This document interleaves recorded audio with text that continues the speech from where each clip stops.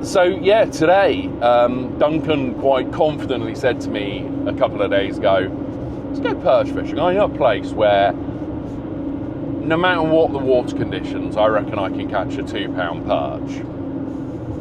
And I've never caught a 2-pound perch. Before you carry on with this video, there are just a couple of things that we would like to ask of you.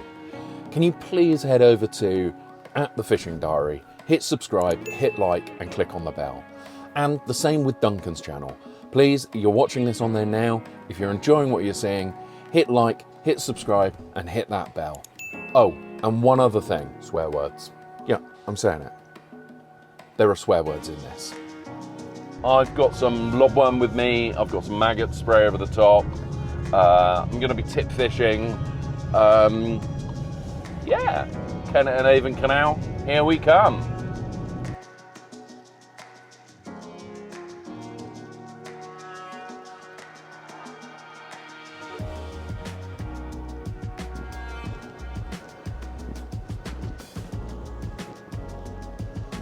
How you doing, buddy?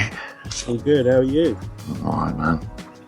Now looks a little bit better than it did the other week. It does, doesn't it? Although this is slow, normally I would have expected a bit more action.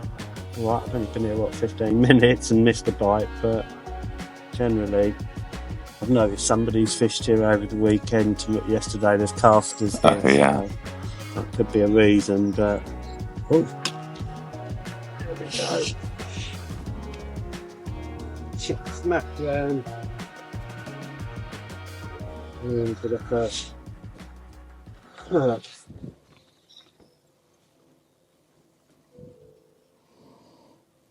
keep spraying maggots, and normally they come in the end. They come when they land in it, but I'm trying to keep a little boat away from fishing.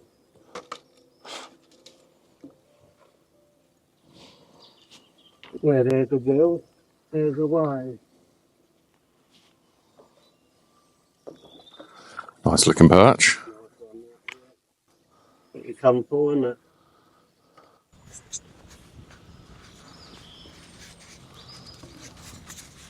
Hopefully that'll be the first of many. What a lovely perch. What? Watch dog shit, mate, when you kneel down. Is that waterproof, are they? Yeah. Okay. What? You're so paranoid. Fucking hell, mate. Yeah. Dog shit. Ooh. I love dogs. I love dog lovers. Well, I don't love them, but I don't hate them, but I hate dog shit. Yeah. Yeah, I expect you're recording that, aren't you? Yeah. Mm. Have you not figured out that I record everything? Yeah. Yeah. Especially when you're being a grumpy, cantankerous old man. Because it goes to the grumpy bit, yeah.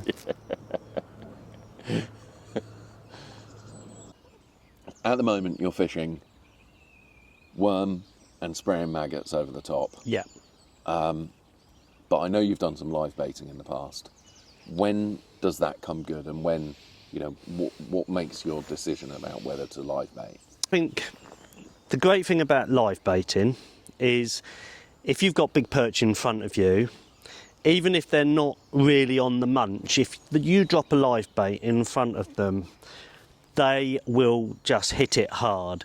So as long as you can catch a live bait from a venue, and on this venue you can go just down in the lock cut there and you can catch lots of bleak, lots of roach, and generally the water is a lot clearer.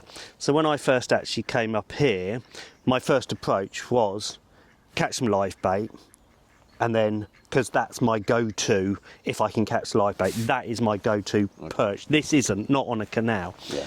And the first time I came, I walked up here, under the bridge, up into the wide area. Took ages to catch live bait. The first fish was a little rough, little pope that I put back. And then I caught a roach, cast out a sunken paternoster, and within seconds, the rod tip's banging away and I had a 214 perch.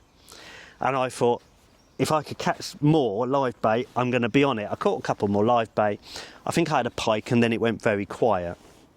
And I walked down, and I just thought when I got here, you've got a turning bay, you've got a bridge and you've got a big wide area up there. They're perfect areas for fish location, and this is quite narrow, but at the time I didn't realise this was deeper. The flow comes under the bridge down here for about 100 yards and it goes round into the turning bay and down for a few weirs.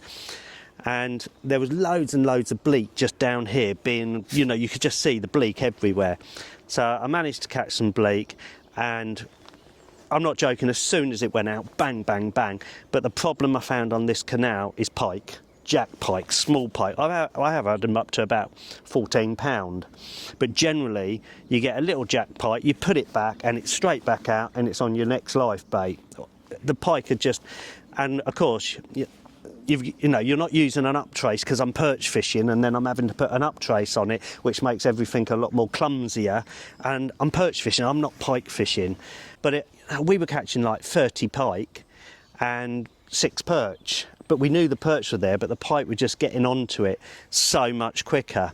So in the end, I just thought, how can we get away with knocking the pike out but catching the perch? And on a couple of occasions when I was trying to catch live bait, you know, like a foot from the edge here, I hooked big perch on double red maggot. We all know perch love maggot, so no wonder the match anglers, if they're good anglers and they're spraying maggots and fishing maggot or fishing casters.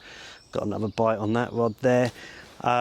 They catch a few big perch, but I wanted to catch more than they did, let's say, and chopworm was the answer. I spoke to a couple of the Browning match guys that fish the canal, and they said, you know, worm is your way. So I've got a pole elasticated, ready to fish chopworm. I was looking forward to fishing like a 15-foot rod.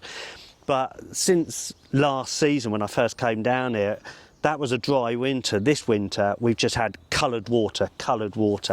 And I just came down one day and I just thought, I'm not bringing the live bait rod. I'm just actually bringing the quiver tip rods with the bobbins and worm. Went out there, sprayed maggot, and I haven't looked back. The rig I'm using is really, really simple. All I've got is a really small running lead. This one's 1/3 of an ounce. Sometimes I use 1/2 ounce. That's normally all you need on a canal like this. I've got a little Coram or Drennan quick change bead there. Little run ring. A little running lead, and then I've got about a 12-inch hook link made of fluorocarbon, about 12 inches, 15 inches. I would say if you're getting bites and you're deep hooking fish, just reduce that. I'm going to actually reduce this down a little bit to about 8 inches. You don't have to. Longer hook links, deep hook fish, shorten your hook links. I'm using a size 8 or size 10. This is a Browning beast hook, barbless. Make sure it's sharp, just put the point on you now. If it digs in, great. And I've got one worm, small worm I just dug from the garden. Just break the tail off just to leak a little bit of fluid out there. Single red maggot and a little bit of elastic band I just put over there just to keep the worm on. And feeding today, I'm just spraying maggots out above, upstream of where I'm fishing, and that's it. And just keep casting around, and the perch normally come sooner or later. The rods I'm using today are the ever faithful Fox Kevlar barbel rods. I've got the 4-ounce tip added. Oh, we've got a bite there. Go on. And the reason I'm using the 4-ounce tips is because I've got a little bit of flow out there. I'd like to get away with the lightest tip I can possibly get away with. But on here we got some flow and the bites are quite positive. Reels are just little Shimano 4000s. Again, I'm using the Black Magic line, 8 pound, really low diameter, and just the rod and reel really does the job for me. The rods are really versatile. I use them for tench, barbel, and today I'm using them for perch.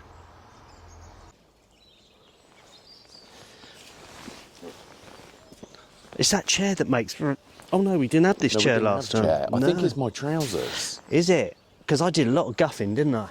It wasn't just on that. No. And my trousers made Yeah, noise. something there was there. Why tip rods? Why tip fishing as opposed to Bobbins. bobbins? Yeah. Because Perch are notorious for not liking any resistance. Absolutely. So why add resistance in your bite detection? If I was fishing a still water, I'd be on bobbins. Basically, I can pull the bobbins down and watch the bobbins go up. And if I was on a canal with no flow, then I'd use bobbins if I could get away. Unfortunately here, this is the Kennet and Avon, so we have quite a lot of the Kennet. The flow of the Kennet comes in further upstream, and you can see there's quite a lot of flow on here. So if I was to fish bobbins, I'd have to stick the isotopes in the ground, or if I didn't, the bobbins would simply just pull up to the top.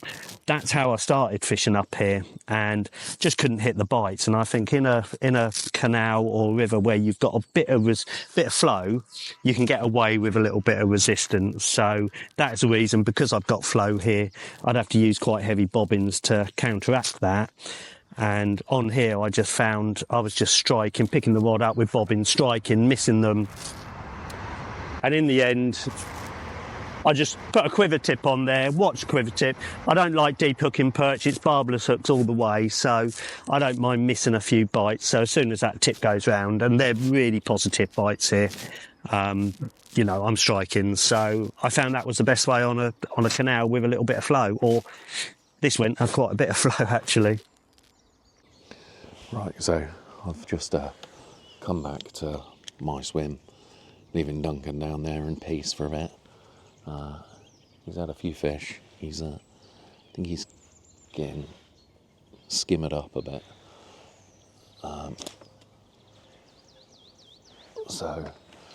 The first fish he had was a decent perch. Got to be pushing £2. I've had one out, maybe 3/4 pound. My first cast. Both fishing very similar tactic. He's on a sliding lead, and I'm on a small open-ended feeder, just so that I can get a little bit of extra bait out there, see if I can get them going. Spraying maggots over the top and a worm hook bait. So Duncan's just moved further downstream. Not taking his chair, he's just crawling around on the floor, which, if you've watched his videos, you'll know that he does quite a lot. But he's just moving on because he felt like he was getting skimmer bites. The perch really aren't putting in as much of an appearance as they have done, as he knows that they can. Which is a shame, but it's sod's law. As soon as you crack open the cameras, you know, it's what happens.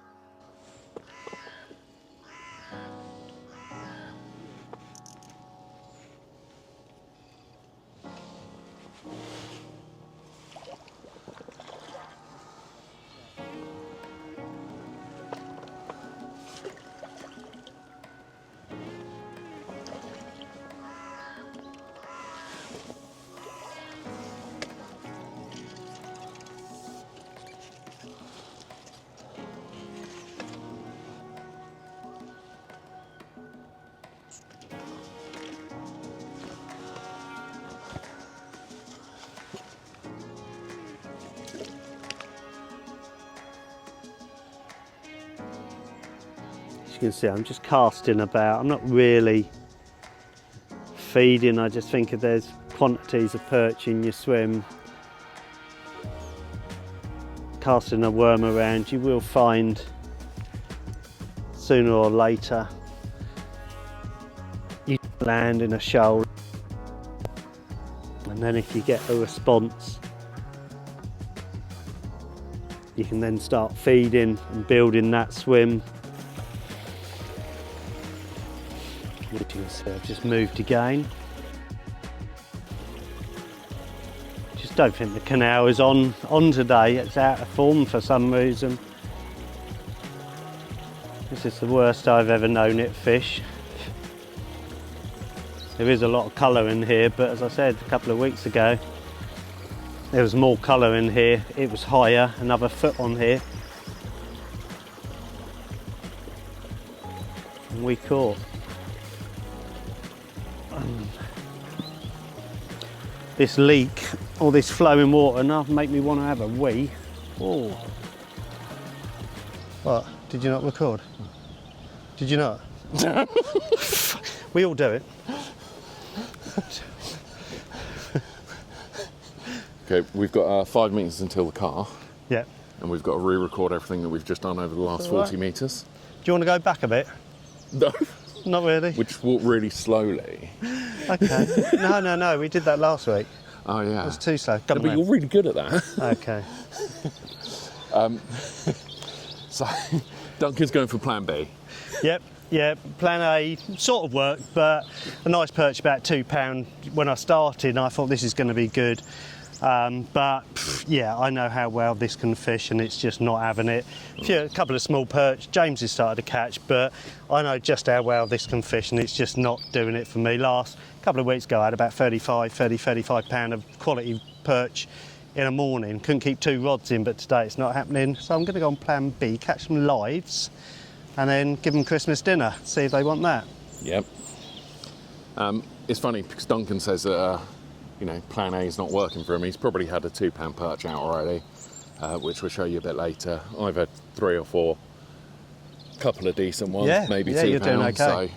So, doing okay, given the way it's fishing. Yeah, conditions, a lot of rain on Saturday, it's now Monday. Yeah. Match yesterday was one with less than £10, and here it's mainly silverfish, so... Yeah, I did hear Duncan when he turned up, because I got here about 45 minutes before him.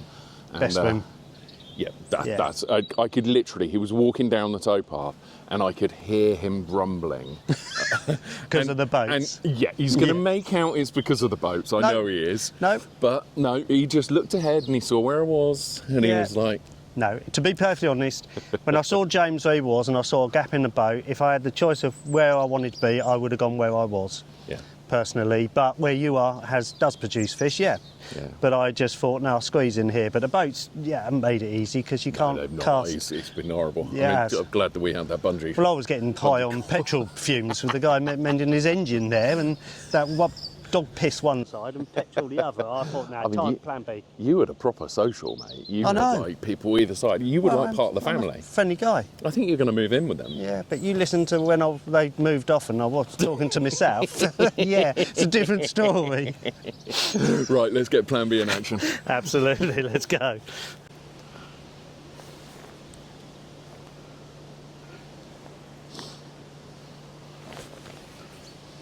So this is part A of plan B, catch live bait.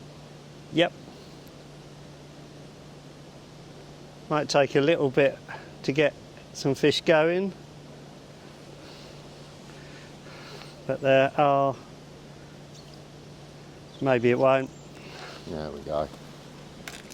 First cast. As expected, the nightmare of any angler's match angler, bleak, but pike don't mind.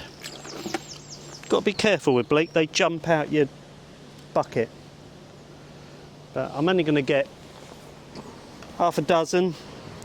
Okay, plan B, I'm going to fish a sunken float paternoster. So basically the float's under the water, trying to get to the surface, there's a weight sinking it, and then I've got a 3-way swivel coming off with a live bait on. So the bait is always working for you. And what the rod I'm using is an old Corum Neoteric XS 12 foot. It's a multi-tip.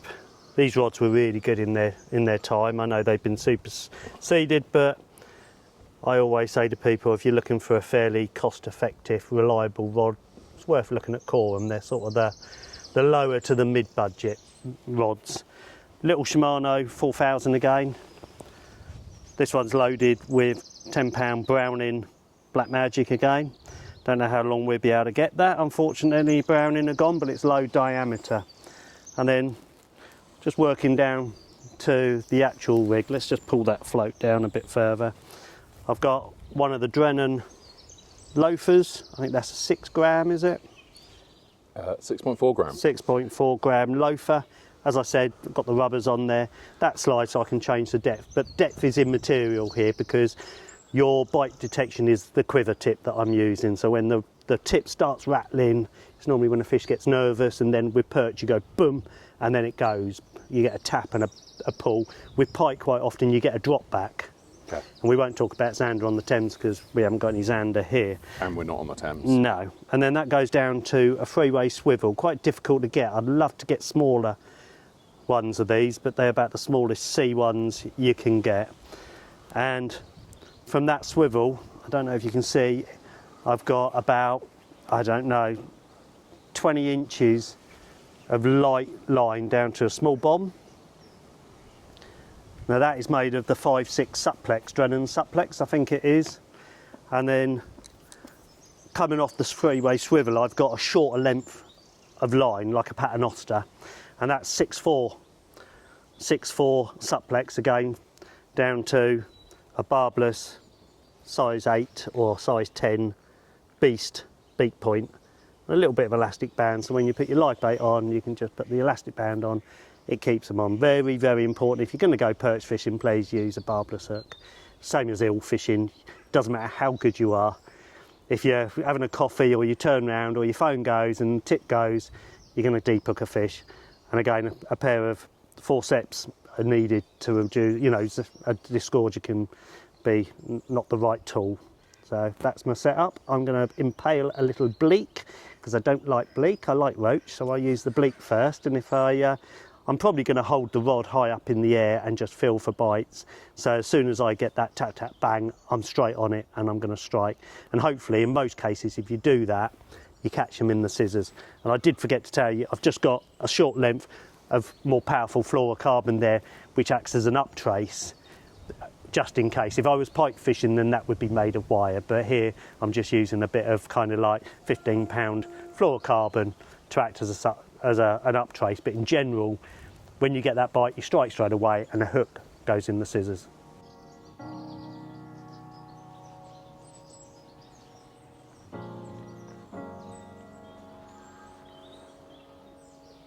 As I said, if I could use a live bait, a fish, a predator really says no. But this is what you get a lot of when you're up here. And this is why I don't do it up here, because you get a lot of these small pike that can be a real pain. But if you want some action, it's an absolutely fantastic method. But and as you can see, this hook, because the hook was right in the scissors. I saw that bite really quickly. It just went rattle, rattle, rattle, and basically bang, and then just strike straight away. And these are an absolute nuisance up here, but there you have it. Tiny little jack pike. You get hundreds up here, but I've had them to, you know, almost 15 pound up here. But you get loads of these. You put them back, they go straight out there and do you again. But little jack. But I want a perch. I thought that was a perch, but it didn't take long, did it? Tough day. Tough day fishing, but good day still. I enjoyed it. Good, that's the main thing. And what, you saying you did? Oh shit, oh look, it's just pooped all over your hand. Mate, God, can you not control it? That's over 2 pounds, I reckon. It's ounces either side. Yeah. And I think mine is just under. We will weigh them. Yeah, we'll give them away. But hard fishing today? Absolutely, yeah. Really, really tough for here. Normally, you can expect probably... Oh, it's all going on today, isn't it? Blimey, all going on today. Yeah, so, you know, normally I'd expect quite a few more than this. I even went into plan B, got off the worms, they just weren't having it. Tried a live bait, had 2 small jacks, might have been the same one actually, which is one of the reasons I don't use the lives up here. But much more enjoyable fishing the tip and the worm, isn't it? Yeah. But I caught a tree, which was amazing. Yeah. I mean, literally caught a tree and sat there thinking that I was fishing as well for 5 minutes. And I was like, something's not right. I'm not happy with this cast. I saw what he'd done, but I didn't tell him. Yeah, just let me stay up in the tree. They're amazing, aren't they? These. Oh, you can't beat the colours of a perch. Incredible fish. No, tough day, but enjoyable. It's been good to get out again, isn't it? 100%. Do a bit more filming. Yeah, let us know, guys, and make sure you subscribe to both of our channels, please. That would be appreciated. And let us know if there's anything else that you would like Laurel and Hardy to do. Exactly. More to come from us, won't there be? Yeah. But let's get these back because yes, let's do it.